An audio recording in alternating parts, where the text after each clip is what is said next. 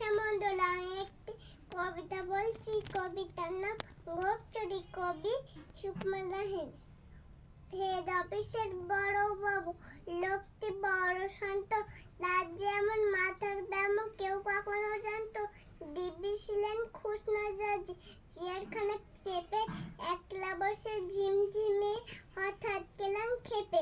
আজকে উঠে হাত পা সরে চোখটি করে গোল, হঠাৎ বলেন গেলুম গেলুম আমার ধরে তোল।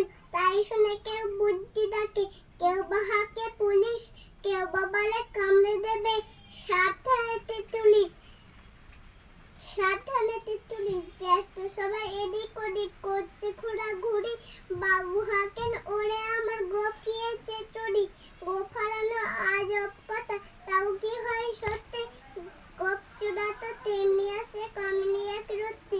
সবাই তাকে বুঝিয়ে বলে, সামনে ধরে আয়না, মোটেও গোপ হয়নি চুরি, কখনো তা হয় না।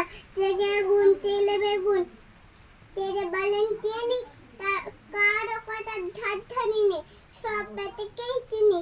নোংরা সেটা ঠ্যাংরা সেটা বিচ্ছিরি আর ময়লা, এমন গুপ্ত রাখতো জানে শ্যামবাবুদের গয়লা। গোপ যদি আমায় বলিস, করবো তোদের জবাই। এই না বলে জরিমানা করলেন তিনি সবাই। বিষম রেগে বিষম খেয়ে তেলের লিখে খাতায়, কাউকে বেশি লাইকি দিলে সবাই চড়ে মাথায়।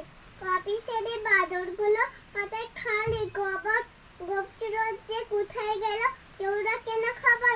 ইচ্ছে করে এই বেটাদের বুক ধরে খুব নাসি, মুখগুলোর মুন্ডু ধরে কোদাল দিয়েছে সে।